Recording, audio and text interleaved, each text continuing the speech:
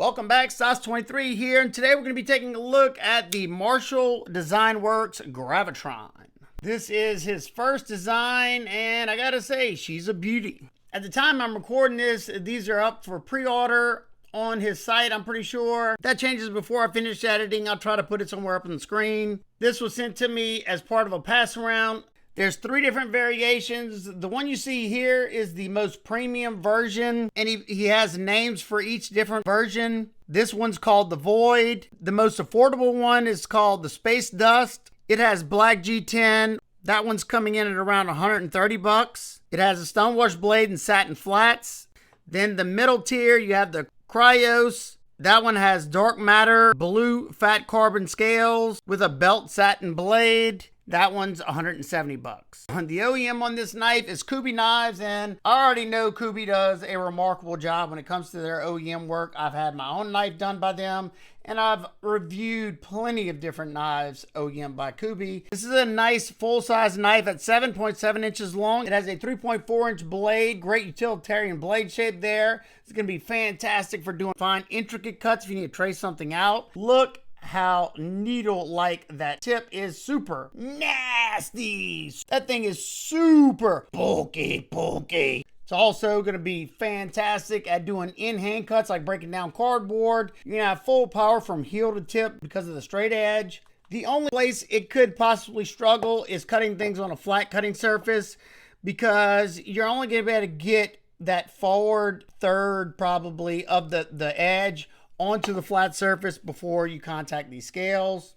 But depending on what you're cutting, you should be able to do most of it. You could get as far as you can down and then do the pull through cut. The blade steel on these is a 154 cm, very balanced steel. I don't mind 154 in the least. It holds a respectable edge. Kubi does a good job with it. It's got decent toughness to it. It's got good corrosion resistance. Like I said, it's balanced in all the different things you look at in a blade steel. Whenever I put my own edge on 154, I find it performs better with a more toothier edge than a polished edge. That's just my personal opinion whenever testing plenty of knives in 154 cm. All 3 variants have 154 cm. This one has some fantastic fine cut jimping. Your thumb isn't moving at all. Kubi's really good at doing the fine cut stuff. Then you have a small fuller on both sides that runs all the way down the blade, and you can use it to deploy it. We will check that out in a little bit. You have a perfectly executed sharpening choil. You see where my fingernail is right there? You're going to get all this sharpening life before you'll run into this thicker plunge grind portion. So, fantastic job. As you can see here, this one has a beautiful polished DLC coating, and I mean beautiful. The only problem with the polished DLC, it's a fingerprint magnet. So your blade stock thickness on this one's coming at 0.12 with a nice deep hollow grind. Let me see if I can show you this. If you look right down here, you can see how thin that edge gets, especially by that tip. This one comes down to around 14 thousandths behind the edge. I don't know how many people use this before me, but we're still going to do some cutting just to see how it performs.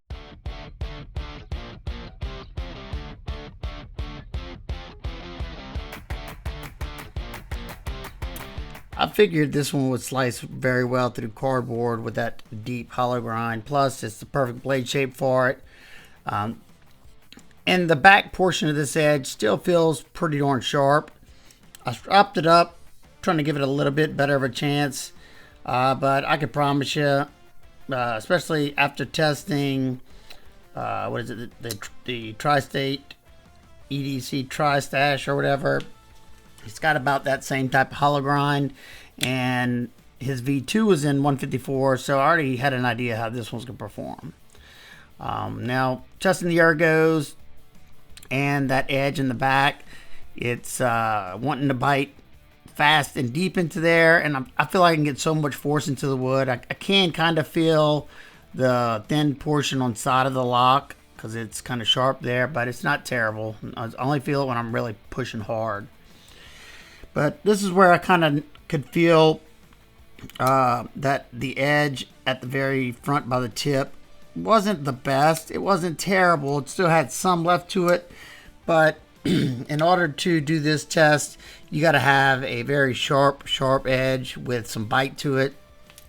And You know, even with the stropping, I don't know how much anybody used it, so it was already a factory edge. So I can promise you, after the first few sharpenings, it's going to get better and better and better each time, to about third or fourth sharpening. Because I mean, look, this isn't even with a super sharp edge, you know, just a stropped edge that had been used by, I don't know how many people had it before me, but there's quite a few. So I'd say it did good considering. Yeah, man, definitely a good slicer. And yeah, I tested the edge before I started the testing, and it was a little bit duller from the tip to about right here. But even with the so-so edge in that portion, it still sliced fairly well. When I was doing the in-hand cuts, I was cutting the cardboard, whoo, it was gliding through the cardboard. The only time you ever really notice any, maybe a little bit extra friction from that DLC is whenever you're doing stuff like tubing and stuff like that, where the rubber might be collapsing on the sidewalls.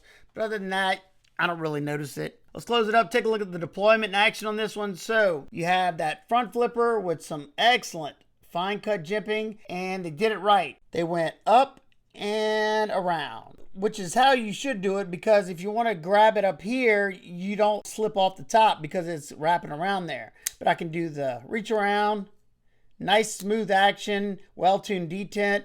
It is riding on K-tronic bearings. If I do the regular front flip, it works probably the best.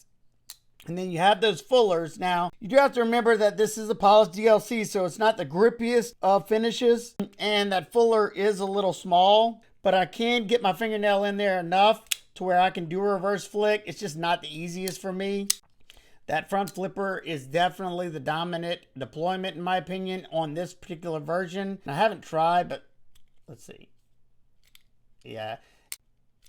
If I catch that fuller just right, I can do the thumb flick. Yeah. Now I could probably do it.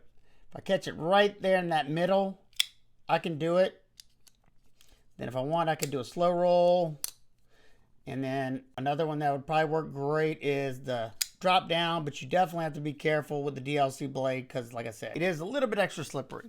But very fast, crisp deployment, nice break on the detent, and fairly drop shut. This one has dark matter purple fat carbon scales that are nice and contoured. They knocked off any of the sharp edges on where the contour ends. Hopefully y'all can see that. It's kind of like rounded right here. You have purple anodized titanium pivot collars, purple anodized tie backspacer with a raised jimping, whatever you want to call it. I didn't really feel that whenever I was testing it. But one thing that you don't see too often, and I love that they did it on this one, they also DLC finished all the hardware, and then check it out, they even did the pocket clip. I think it looks the nicest on that pocket clip. Look at that, it's like a very shiny look to it, and then being you can see the blade here, even though it has fingerprints all over it, it looks really nice. TA construction everywhere, fantastic. Tip up deep carry. Now if you look here, you don't have any holes for lefty carry. However, on the site, you can click for them to add the lefty carry holes there. But if you're righty and you don't want extra holes, that's how it'll come. I don't know if I said it when I was talking about the other versions, but this Void version of the Gravitron is coming in at $200. I thought the ergos were pretty darn comfortable. As long as your pinky's landing in front of that little spot, you know, that can become uncomfortable if you're landing right there on it from like this bony part of my pinky. I've had that happen before, but luckily I'm right in front of it, and I did not notice that even when I was pushing hard into the wood. Now, I did notice one thing, and this is pretty common, where this contour comes down and where this cutout is, so this stainless steel liner lock has enough room to push over so the blade can close. They have to cut this out. Well, if you look in there, you got some of my skin right there, it looks like, and it's a sharp 90-degree. Watch, I could probably see that. Pulled a little bit of the wood off right there, sharpened this pencil almost. And that's the nature of the beast. The only thing that they could do from factory is put a bevel right there so that's not sharp. Because whenever I'm squeezing down, I can feel that. It's only when I'm putting a lot of pressure. So what I do is, whenever they come to me like that out of the box, I have a small round diamond file that's for like deburring jewelry. I take the tip of it and I just rub it back and forth until I put my own bevel there, and that usually does a trick. And some people with bigger hands, I've noticed that they kind of go around that and they're not even really touching that, but for where my index finger is right there, when I'm pushing hard and those scales are under pressure, I'm squeezing a lot tighter, and I definitely notice that. But other than that, this reverse pull grip is nice and comfortable. The reverse gas station knife fight grip is okay because this is rounded over. It does lock you in a little bit better, but you are sitting on top of the pocket clip. Pinch grip's probably my favorite on a straight edge like that because I can put a lot of pressure down on that tip if I need to, or I can really control it. Even though you do have inset stainless steel liners, but if you look on the top, they're pocketed out all the way to the carbon fiber as much as they could. None on the lock side. Bringing the weight on this one to 3 ounces. I think that's an absolute featherweight. Your balance point is just a little bit back, but it's not really noticeable in hand as much as I would have thought it would be. It's still very nimble. I can move it around rather easily in the hand, no problem. The lockup on this one is, I'd call that about 50% or so. Access to the lock bar is pretty darn good. This comes down a little bit lower, plus you have this chamfer right there. I can get my thumb in there, no problem. Is it great? No, I always wouldn't mind a little bit more access, but ever since I started using this portion of my thumb, I don't really find it to be that big of a deal. The lockup, yeah, I figured that. Kubi does a great job. This thing is rock solid. Absolutely no movement up or down, left or right. Exactly what you want to see. And for some quick size comparisons, here it is next to the Ontario Wrap 1 and 2. And it's a little smaller than the Spyderco PM2, and it's just a hair shorter than the Benchmade 940. And it's just a little shorter than the Civivi Vision FG, and it's just a little longer than the CGRB Power 8 Lite. And lastly, it's just a little shorter than the Kershaw Iridium, and it's pretty much identical in size to the Vosteed Datsun or Dachshund. And being that absolutely no knife's perfect, what are my nitpicks and complaints? I would have loved to see a little bevel right there so that wouldn't be so sharp. And it would have been nice to have this knife perfectly balanced. But even with both of those things said, those are very minor gripes. It wouldn't stop me from buying the knife whatsoever. They could have maybe left the lip of the fuller on the top a little sharper and maybe just a hair wider, just so if you're somebody like myself, not a real big front flipper fan, it's kind of painful for me to do with my neuropathy. But even with that POS DLC, as long as I catch it in that middle, I can still thumb flick it and slow roll it and then spotty drop it. It wouldn't be a deal breaker because I would get used to it, just a gripe. So what are my final thoughts on the Marshall Designworks Gravitron? For his first design, I think they knocked it out of the park. I think it's an absolutely stunning design. I love a good straight edge knife. It's a very good utilitarian blade shape, and that's usually in-hand cuts, which this one's really going to shine. I think it's a very well-made knife.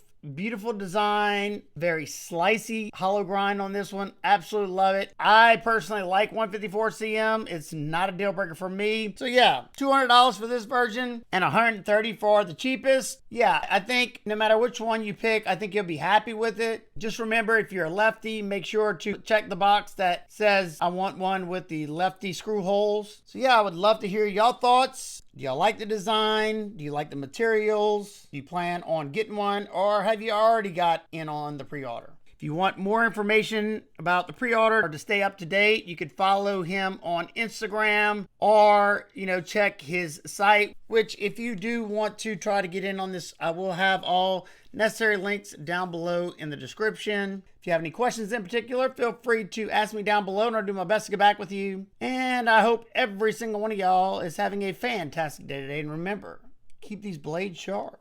Smile more.